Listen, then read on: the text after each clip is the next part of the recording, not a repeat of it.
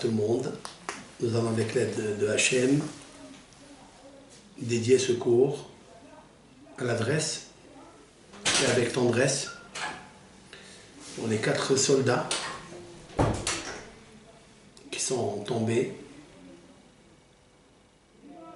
par une mort tragique. Que l'Éternel venge leur sang. Et il nous faut savoir que dans le mois de Tevet, et surtout de 10 Tevet, il est arrivé à Israël une très grande tsara, un grand malheur. Nous sommes tous et toutes associés à la famille, aux familles. Et je voudrais donc dédier ce cours pour l'élévation de leur âme, bien que j'imagine que mourir d'une mort tragique de cette façon, il est connu ce que dit le Zohar HaKadosh, que les âmes des 10 martyrs sont montées à un niveau de Gan Eden qu'aucune personne au monde ne peut s'approcher du palais spirituel où il se trouve. Et toute personne comme Shira, Shir, Erez, Yael, c'est sûr et certain qu'ils sont montés directement dans la Mechitza des 10 martyrs. Pourquoi je parle de cela? Parce que dans la paracha que nous avons lue, Vaïgash, Yosef se dévoile à ses frères. Et il leur dit, allez-y vite, avertir papa, et faites-le descendre ici, car je l'attends, je vais le nourrir. Et nos sages, de dire sur le verset, Ve'atem et vous, alou les shalom el avichem, montez en paix vers votre père. Yosef Hatzadik fait une grande allusion aux Shvatim. Ils sont 10. Il leur dit, vous, autant que Shvatim, que mes frères, vous êtes des grands tzadikim. Mais le fait que vous m'avez causé par la vente de descendre en exil dans les geôles et le creuset égyptien qui s'appelle la nudité de la terre, j'aurais pu fauter et j'allais fauter, comme l'explique le traité talmudique Sota, et Rachid le rapporte dans Parashat Vaïhi que nous allons lire ce Shabbat, Imerzi Hashem, que 10 gouttes séminales spirituelles sont sorties entre les doigts et l'ongle de Yosef Hatzadik. Ces 10 gouttes spirituelles, je parle, devaient être des enfants avec des neshamot et des corps physiques et métaphysiques. Autrement dit que Yosef devait avoir 12 enfants, et à cause de l'épreuve de la femme de Potiphar, il a eu une mahshava, et de cette mahshava, à cause de cette mauvaise pensée qu'il avait, il a perdu 10 enfants. C'est pourquoi il n'a eu que 2, Ménaché et Ephraïm. C'était à cause de qui? C'est à cause de 10 frères. Il leur dit, vous avez réparé. Par contre, vous allez redescendre un jour, dans l'époque des Tanaïm, des docteurs de la Mishnah, Rabban Shimon ben Gamliel, Rabbi Ishmael Kohen Gadol, Rabbi Hanina ben Teradon, Rabbi Akiva, et tous ces maîtres qui ont péri par des morts atroces, tragiques. D'ailleurs, il nous faut toujours prier qu'aucun Ben Israël, Bat Israël ne meurt b'mita meshuna, à savoir une mort anormale, une mort tragique.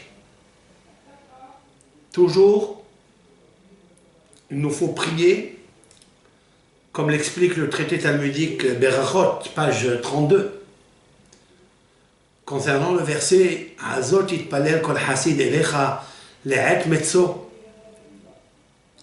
Pour cela, un homme pieux, il devra prier à Kadosh Baruch Hu à l'heure où il trouve. Nos sages s'interrogent, ils trouvent quoi? Plusieurs explications. Amar Rabbi Elazar, je retiendrai celle de Rabbi Elazar pour ce soir. Un homme, il doit prier d'avoir une mort belle, une belle mort. Pas une mort où c'est comme on lui arrache un vêtement qui est entremêlé dans un buisson épineux, et au moment d'enlever ce vêtement, on sent un craquement qui est douloureux. Il est des morts où on enlève la neshama du corps comme un vêtement cramponné dans le buisson épineux. Ça fait un bruit terrible. Donc, le corps est saisi d'un effroi, d'une peur, d'une douleur insoupçonnée. Donc, tout juif doit prier à Hachem de vivre le plus longtemps dans les mitzvot, be'avodat Hachem, à acquérir un lev tov, que Hachem lui donne la possibilité d'éduquer sa personne d'abord, d'éduquer son entourage, ses enfants, de mériter seva tova, une vieillesse bonne, belle. Et bien sûr, Yosef, Hatzadik, à cause de cela, il a perdu, à cause de cette mahshava ra'a, il a perdu 10 gouttes séminales spirituelles qui sont sorties de ses 10 doigts. Donc il y avait 10 neshamot qui devaient revenir dans ce olam. Et c'est pourquoi Yosef, il leur dit dans la paracha de Vaïgash, Atem, vous êtes des gens émettes, vous êtes des gens vrais. C'est vrai que vous avez pensé que je voulais acquérir, posséder la royauté de Yehuda. Vous êtes trompés complètement, mais ce n'est pas vous qui m'avez fait du mal.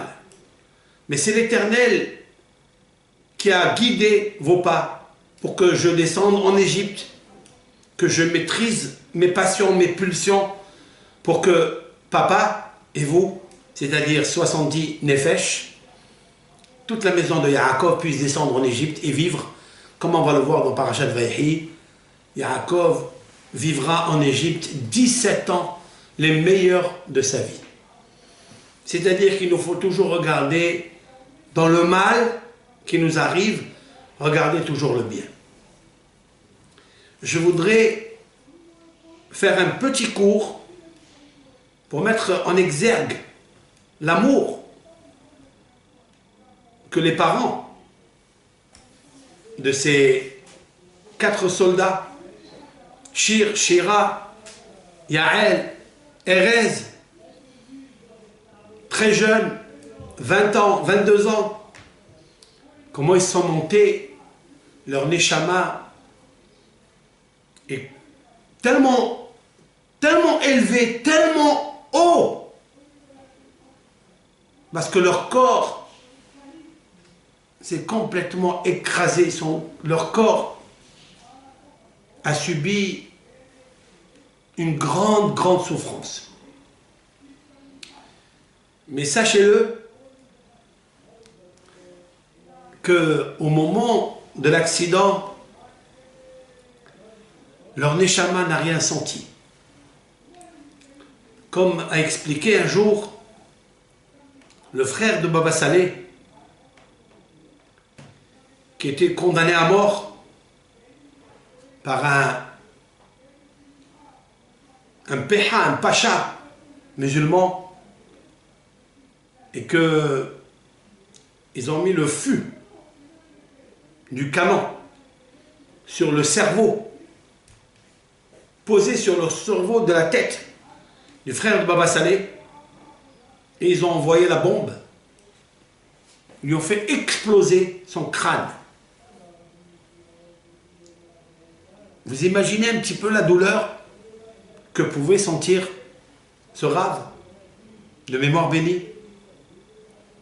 Après les 7 jours, il est venu dans le rêve chez Baba Saleh.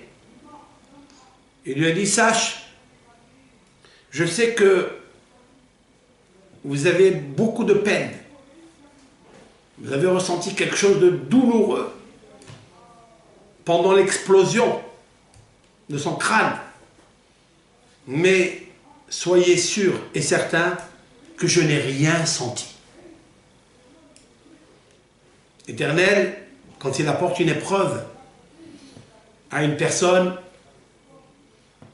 il est dit au sujet de la souffrance, elle est profonde que les océans, que le profond des abîmes. Mais la charité qui accompagne cette douleur, qui est tellement profonde, elle est haute comme les montagnes.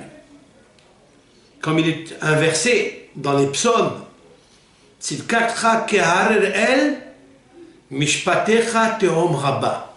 Je traduis. Tzidkacha, ta charité, keharer el, comme les montagnes éternelles. Mishpatecha, ton jugement, tehom rabba, il est aussi profond que les abîmes. Et de sage d'expliquer que chez Mishpatecha Tehom Rabba, lorsque ton jugement, Hachem, il est très profond, très douloureux, alors là, à ce moment-là, au même moment, au même instant, Tzidkatra Keharel, ta charité, elle est aussi haute que les plus hautes montagnes. Autrement dit, que le tzaddik ne sent rien du tout.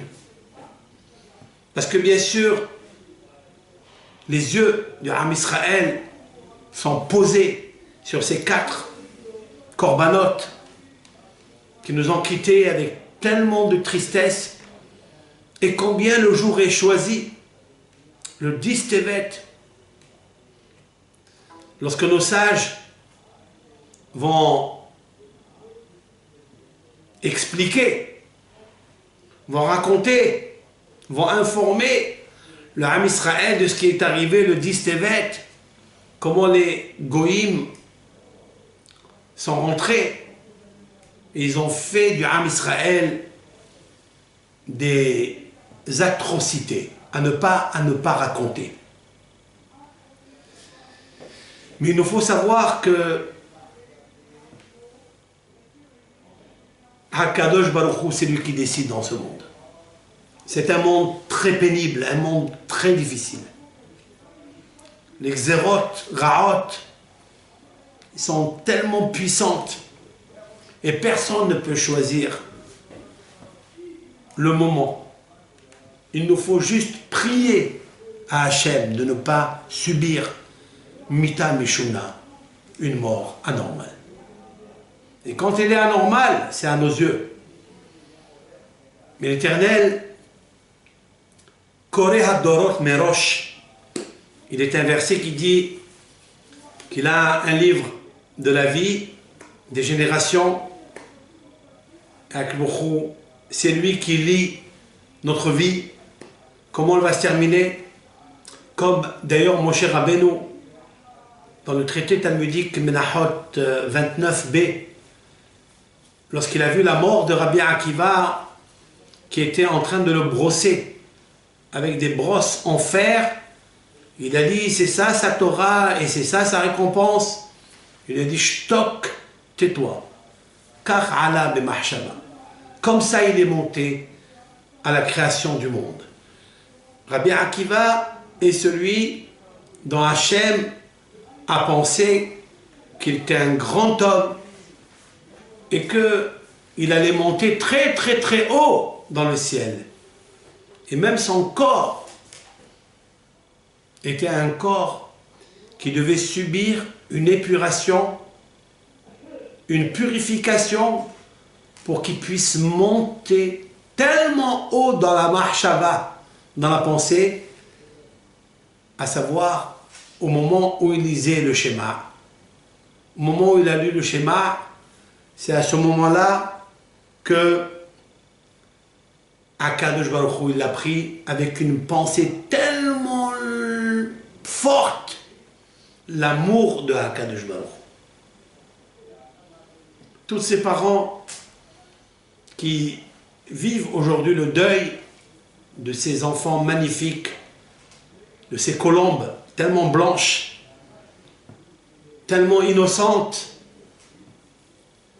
c'est sûr et certain que Akadosh Baruch Hu les reçoit bimhitzat tzadikim, dans le carré des grands tzadikim, à savoir les 10 martyrs. Je voudrais relier à cela un midrash, une question, une réponse, et relater à cela une histoire que vous garderez pour toute votre vie. Yaakov Avinu, dans la paracha de Vaïgash, il entend de ses enfants que Yosef est vivant. Il est le père de l'Égypte. Il est le Moshel, le gouverneur. Il est le Seigneur. Et il n'y a rien en Égypte qui se passe sans lui. Et pour cela, la Torah va décrire une image que Yaakov regarde, contemple. Et c'est là où il est dit à son propos, va tehi ruach Yaakov. Et l'esprit de Yaakov revient à lui, il revit. Le Midrash demande pourquoi jusqu'à présent il était mort. Qu'est-ce que ça veut dire, va tehi ruach Yaakov? Est-ce que son esprit était mort? Qu'est-ce qu'il a vu en fait? La Torah nous a dit, je cite, Vayar et Agalot. Il a vu les carrosses que Yosef lui a envoyées.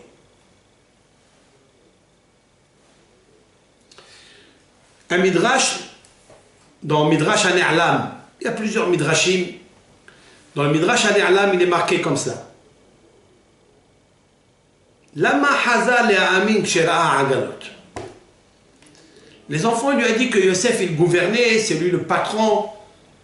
Il est marqué que son cœur a fondu parce qu'il ne croyait pas en ses frères, en ses enfants. Mais quand il a vu les agalot, quand il a vu les carrosses,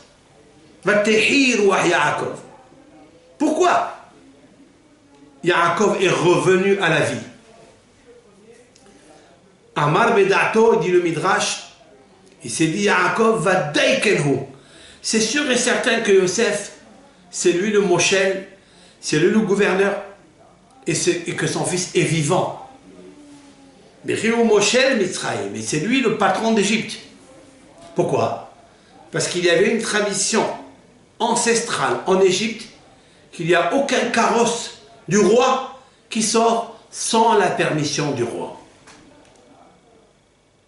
Lorsque Yaakov il voit les agalot, c'est impossible de sortir, je ne connais pas le pharaon. Pourquoi il m'envoie cela? Si ce n'est que Yosef, c'est lui qui a envoyé les Agalotes. Ça, c'est le premier pied rouge. Je retiendrai celui-ci. Il y a d'autres. Nos sages disent que Yaakov, quand il a vu les carrosses, il était tellement émerveillé parce qu'il s'est rappelé que lorsqu'il a quitté Yosef, à l'âge de 17 ans, et les frères l'ont pris, l'ont vendu, etc., qu'il a connu les rapports défavorables qui lui ont apporté les frères, qu'il est mort, que sa tunique était trempée dans le sang, il a perdu toute la Shekhinah, Yaakov.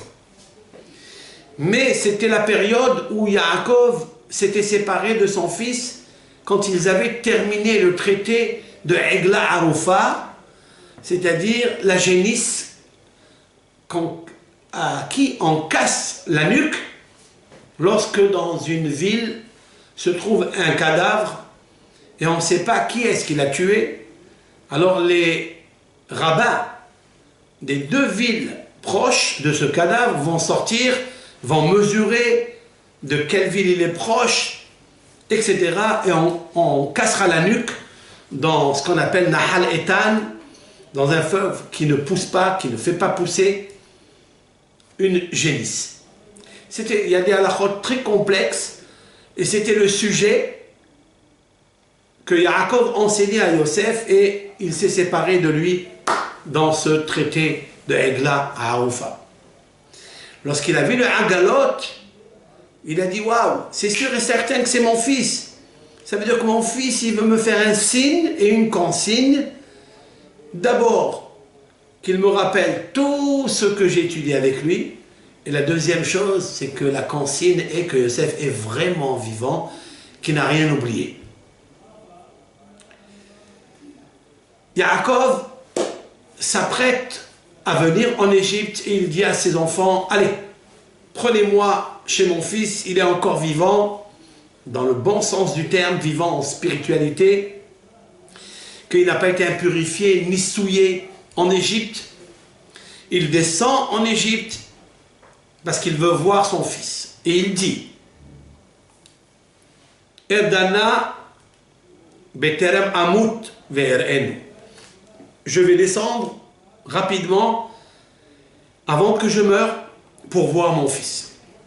22 ans de séparation, un fils qu'il a tellement aimé, comme nous avons vu dans la paracha de Vayeshev, Ve'Israël ahav et Yosef mikol banav ki ben zekoni moulo ve'asalo ketonet passim. Et Israël, c'est-à-dire pas Yaakov, mais Israël, le niveau le plus haut, a aimé Yosef parce que Yosef était celui qui était l'enfant intelligent, et c'est pourquoi qu'il lui fait une tunique rayée. Les frères ont pensé le rayer de la carte, mais il s'est raillé d'eux. Et c'est là où Yosef il se dévoile et il fait exploser la vérité insupportable. Il tombe par terre, l'Éternel fait revivre leur neshama, ils savent que c'est Yosef, et puis il leur donne des signes. Il revient chez son père, et le père, maintenant, il a la consigne que Yosef, vraiment, il est vivant, mais il sait qu'il va descendre en Égypte, il devra vivre certains moments, il ne sait pas combien, il vivra 17 ans, comme les années que Yaakov s'est occupé de son fils. Yosef va lui rendre à son père tout le bonheur qu'il lui a donné. Mais les Agalot, pour ma part, il veut dire quelque chose d'autre. Dans le mot Agalot, il y a le Aïn, c'est la lettre 70. Si je retire le Aïn, je le sépare du mot Agalot, Aïn Galout, 70 nations où le peuple d'Israël va se trouver en Égypte pour commencer la galoute d'Égypte. Et puis après, il y aura d'autres exils. Ce sont les 4 exils où toujours elles sont intrinsèquement liées parce que le peuple d'Israël doit subir le processus du tikkun, de la réparation du blanchissement de l'âme pour récupérer l'âme du Mashiach et construire le Beth Amikdash, faire descendre la Shekhina et vivre dans un monde meilleur après la résurrection des morts.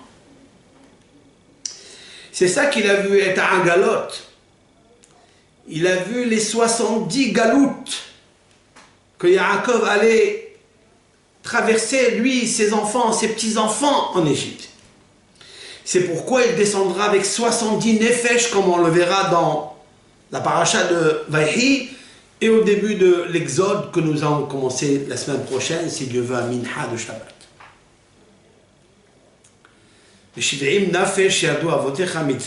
Yaakov descend avec 70 âmes.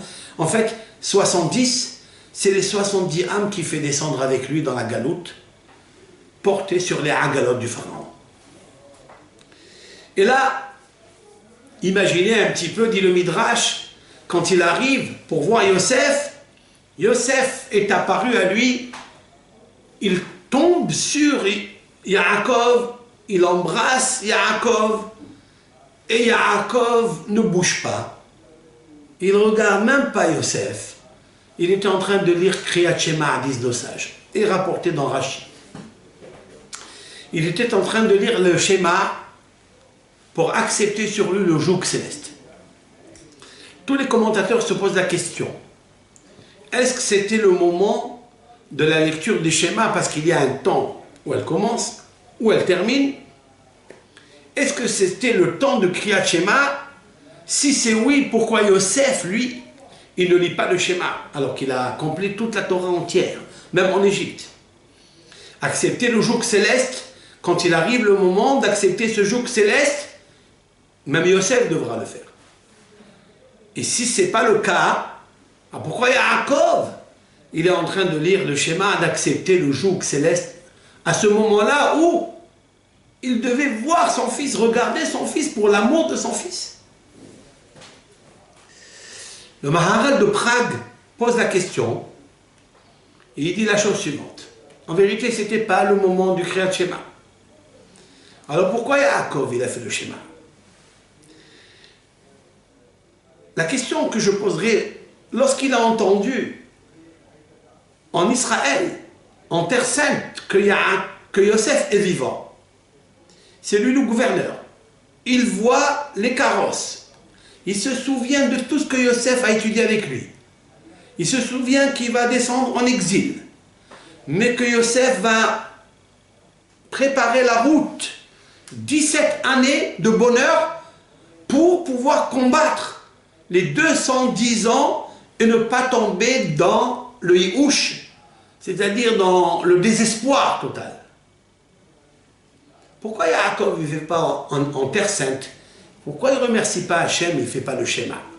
Pourquoi il fallait descendre en Égypte pour le faire? Voilà ma question. Cette question sera répondue par la réponse du Goharié, le Maharal de Prague, Rabbi Yehuda Loy, 16e siècle.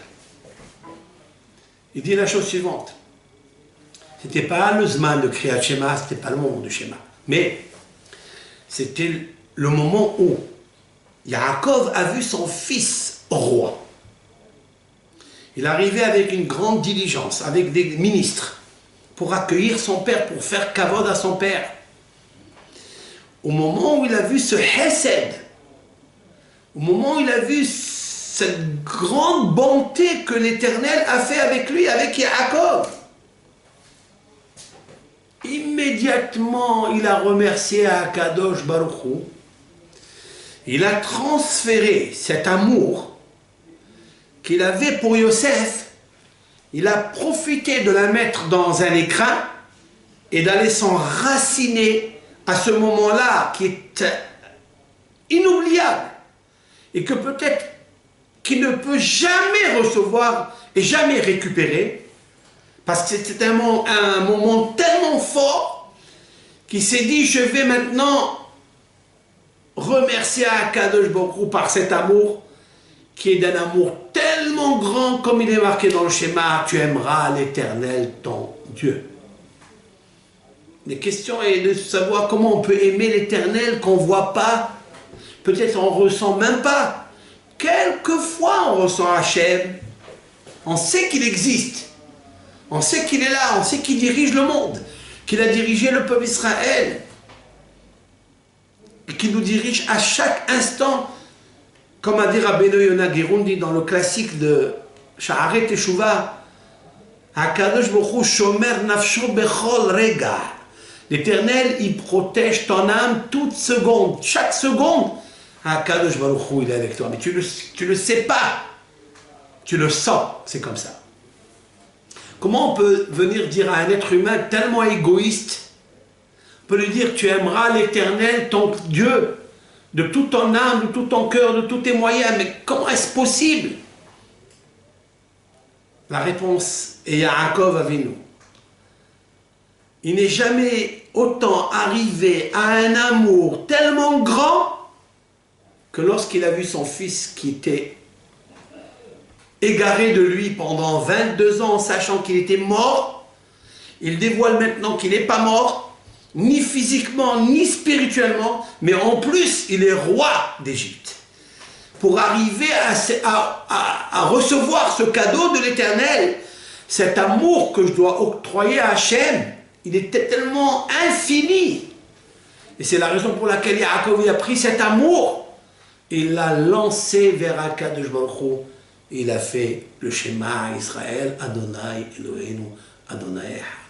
C'est des moments uniques qui ne viennent à l'homme, même aussi grand que Yaakov, que à ce moment-là. C'est pourquoi Yaakov, peut-être, il vivra 17 années de bonheur dans la terre de Goshen, parce que cet amour de voir son fils dans la royauté, spirituel aussi, puisqu'il va lui raconter ce qui s'est passé, comment il a immolé toute l'Égypte, ce qui voudrait dire qu'il a gouverné toutes les forces du mal physique, et même le roi d'Égypte s'est plié devant Yosef.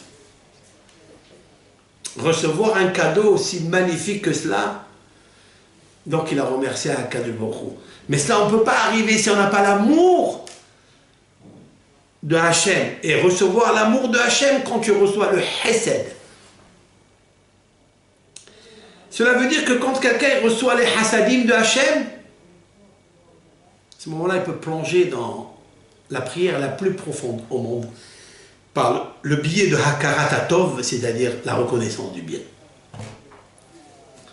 C'est la raison pour laquelle nos sages, 120 rabbins, parmi eux 20 prophètes, ils ont institué avant la prière de la Hamida, à voix basse, prière à voix basse, Hachem Sefatay Tiftah, ils ont constitué tout un récit de remerciement à Hachem, de reconnaissance à Hachem. Mibet Avadim Peditanu, Bara'av Zantanu, tu nous as fait traverser la mer Rouge, tu as fait de la manne, tu nous as donné ça et ça et ça et ça. Pourquoi nos sages ont préfacé, introduit ça avant la Hamida? Pourquoi? Explique Rashi dans le traité Berachot, Rashi, le prince des commentateurs, pour que l'homme soit saisi d'une reconnaissance à Hachem et Barach. Pour aimer Hachem, il faut que tu contemples les bienfaits qu'il t'a donnés. Comme a dit le Havot al-Vavot, le devoir des cœurs, Rabbeinu Behaye ben Pekouda Dayan, qui a vécu au contemporain de Maïmonide, je cite en hébreu, j'explique après, En nefesh mitnadevet, ad sheroa shehatmura odefet. C'est un rime. En nefesh mitnadevet.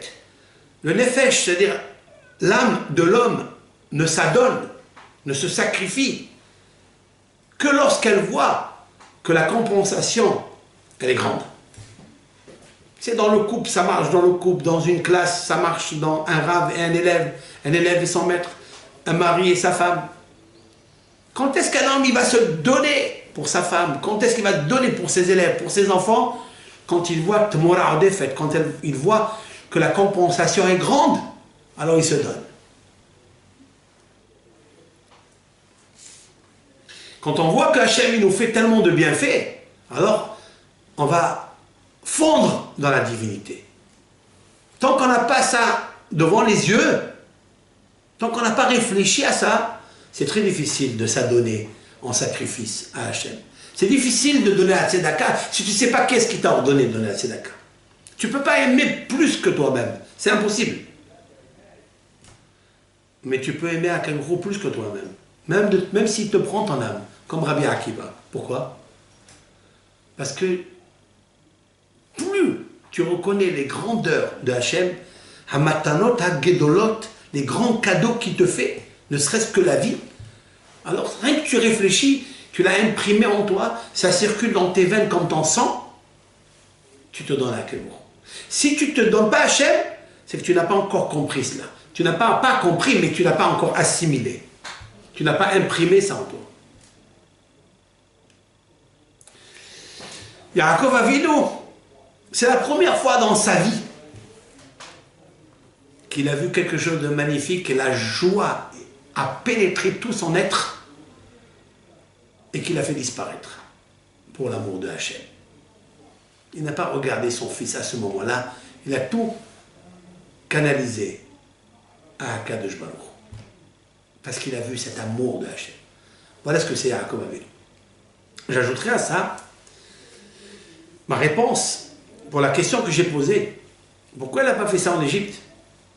Pourquoi il fallait qu'il le voie à Yosef en Égypte? Pourquoi il n'a pas fait ça en Eretz Israël, sachant que vraiment son fils Yosef est vivant? Est vivant dans le domaine matériel, spirituel. Il est le gouverneur d'Égypte. La réponse est la suivante. Yaakov Avinu est très intelligent. Il est le prophète. Il n'a pas fait ça que pour lui. S'il voulait le faire pour lui, il aurait fait ça en Eretz Israël. Il y a plus de Kedusha, mais c'est que pour lui. Il a attendu en Égypte. C'est ça qu'il dit à ses enfants. Faites-moi descendre vite avant que je meure. Qu'est-ce que ça veut dire? Avant que commence l'exil. Descendez-moi, je veux faire là-bas le schéma. Là-bas. En Égypte. Pourquoi? Parce que l'amour qui va me traîner à faire cette acceptation du joug céleste, elle n'est pas faite uniquement pour moi. Elle est faite pour transmettre à toutes les générations qui vont vivre en Égypte quand je ne serai plus là. Par quel biais, par quel moyen ils vont tenir dans la galoute en Égypte? 210 ans. Ce n'est pas un jour, 2 jours, ce n'est pas un an. 210 ans grâce à la Kriyat Shema que je vais faire maintenant. Et qui m'a donné cette occasion? C'est mon fils Yosef. Parce que je te remercie à Akadosh Baruch Hu. Ça veut dire quoi? Ça veut dire que quelqu'un qui est saisi d'une bonne nouvelle, c'est là le moment de prendre cet amour qu'il a, de le mettre dans un écrin. Si tu vois que l'amour est en train de se réveiller, ne la laisse pas s'échapper. Garde-la dans un coffre.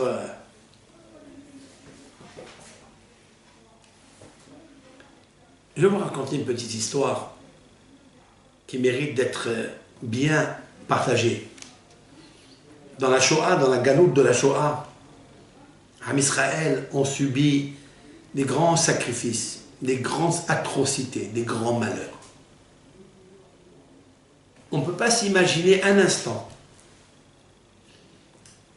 la souffrance, dans la famine, dans la saleté, les poux dans tout le corps, là où il dormait.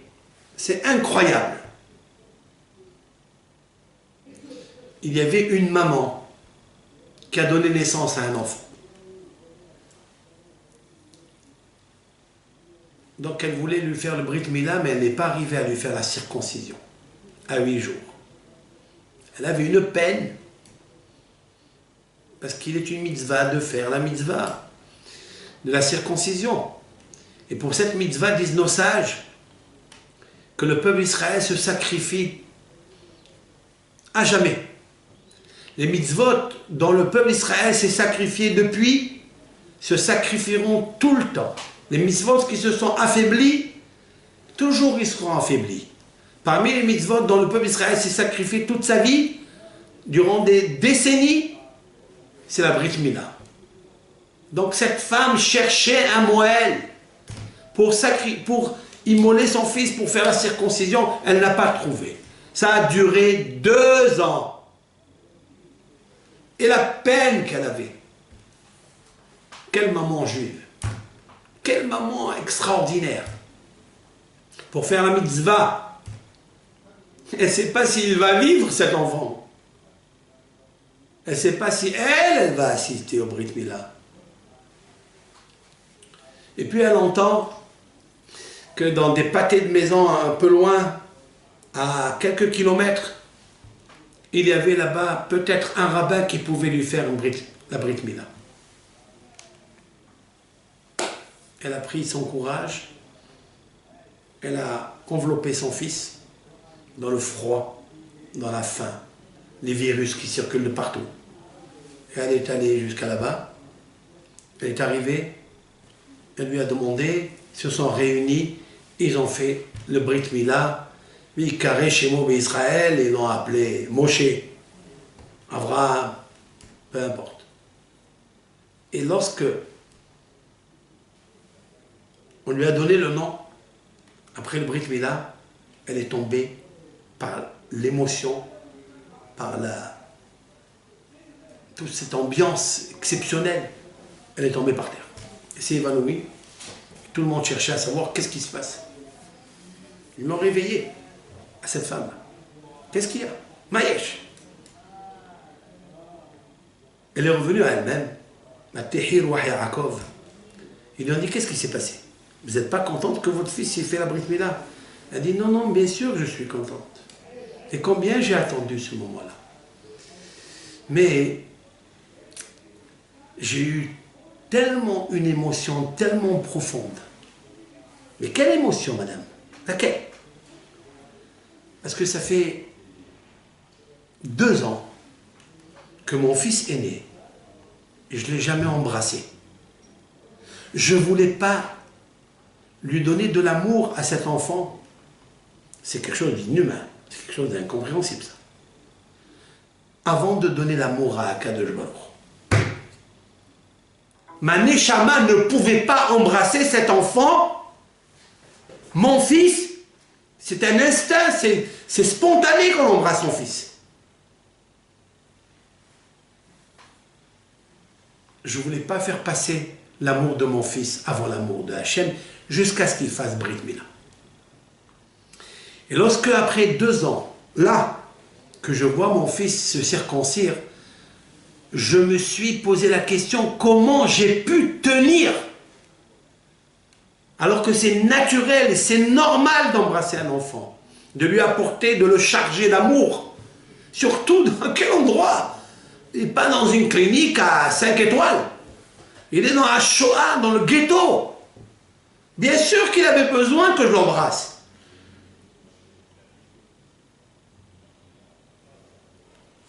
Mais l'amour de Hachem,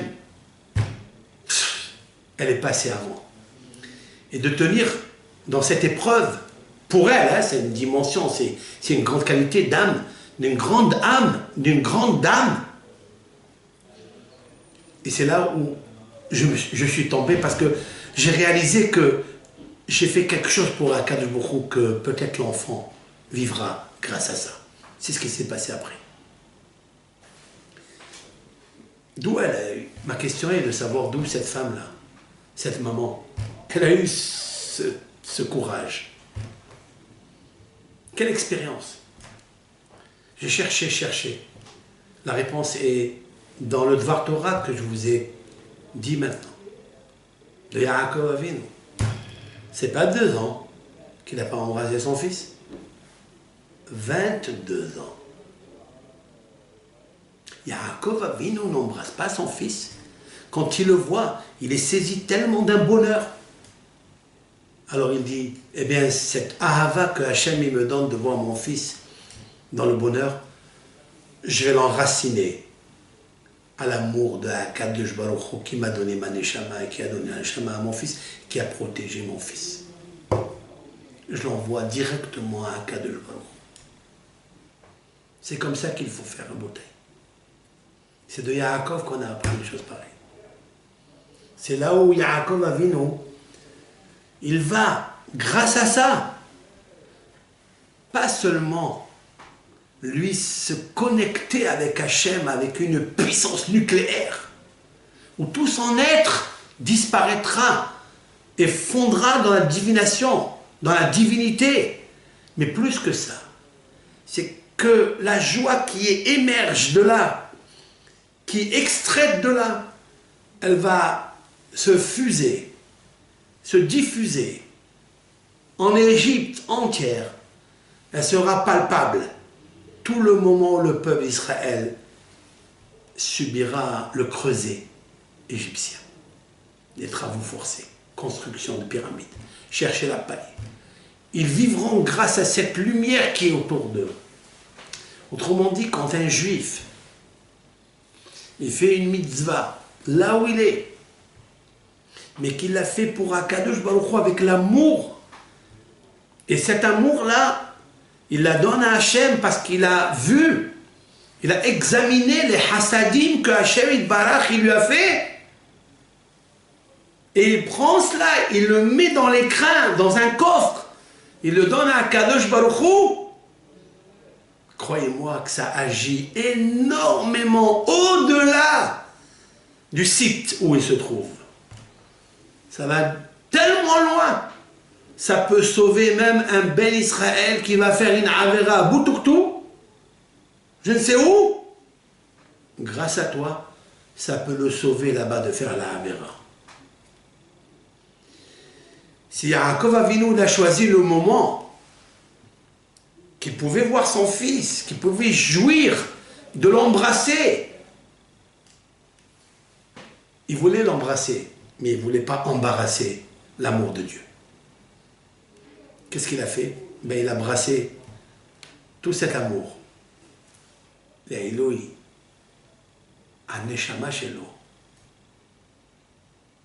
Ce Dvar Torah, je voudrais le confier, le réserver, l'envoyer, le partager avec les familles de Shira, de Shir, de Yael et de Erez.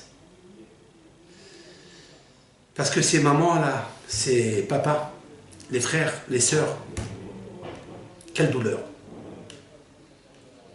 Mais je sais que Akadosh Baruch Hu donne la force. On ne sait pas comment. Lorsque Mishpatecha Teom Rabba, lorsque le jugement il est tellement profond, tellement dur à supporter. Tzidkatra keharel. Ta charité, l'Éternel, elle est grande, comme des montagnes. C'est la raison pour laquelle on est ému, on est fasciné de savoir mais comment elle tient debout, cette maman. Comment elle tient debout, ce mari qui a perdu sa femme, avec ses 4 filles, la semaine dernière. Comment il tient debout? Mishpatecha Teom Rabba. C'est vrai que le jugement il est dur, il est difficile, on ne comprendra pas comment, pourquoi il est arrivé. On n'a pas le droit d'aller réfléchir à des choses. Mais je sais que ta charité, l'Éternel, elle est haute comme des montagnes. C'est ça qui les fait tenir.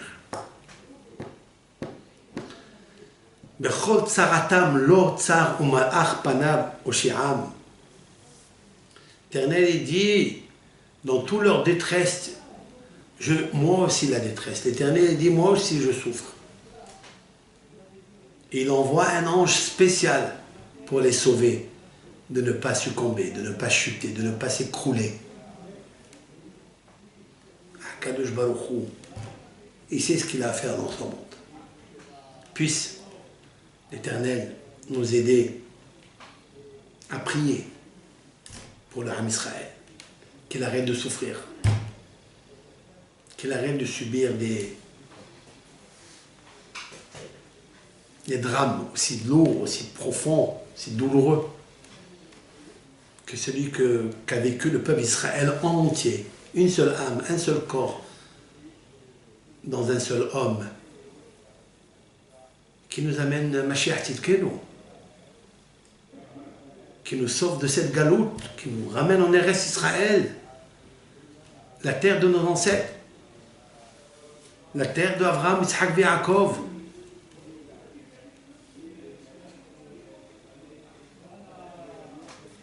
Tout ça, il faut le Koach Torah. Il faut la force de la Torah. Comme a dit David Amelech dans le psaume 119, dans la lettre Lamed,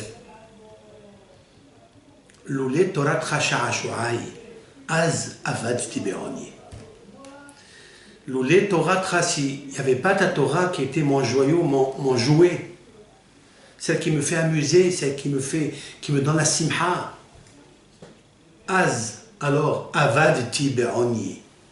J'aurais disparu par mes souffrances, par les souffrances de l'exil. Le peuple d'Israël, il tient encore, parce qu'il a Yaakov Avinu, il a la Torah. Sans cette Torah, c'est impossible. Il nous faut nous renforcer dans beaucoup, dans l'étude de la Torah, dans la peine dans l'étude de la Torah. C'est elle qui nous sauvera. Comme dit le Talmud, qu'est-ce que doit faire un homme pour être sauvé des contractions, de l'accouchement, du Mashiach? Ya'asok batorah ou bigmelot hasadim. Il devra se préoccuper, s'affairer dans l'étude de la Torah et de faire de la charité et de la bienfaisance avec ses frères et ses sœurs. Iratson, que ce Dvar Torah soit adressé à la bonne adresse, avec tendresse. Et l'Unishmat, pour l'élévation de l'âme de Shira, Shir, Erez et Yael. Dans l'acrostiche donne le mot Ish, un homme. Ish, c'est Yaakov Avinu. Ish ou Beto.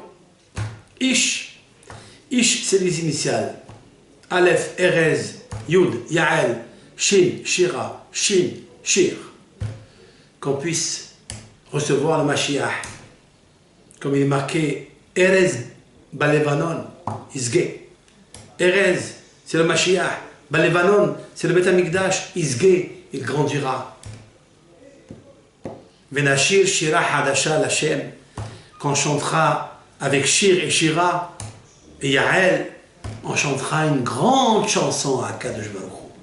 Celle de Yitgadal Veitkadash Shemer Rabba.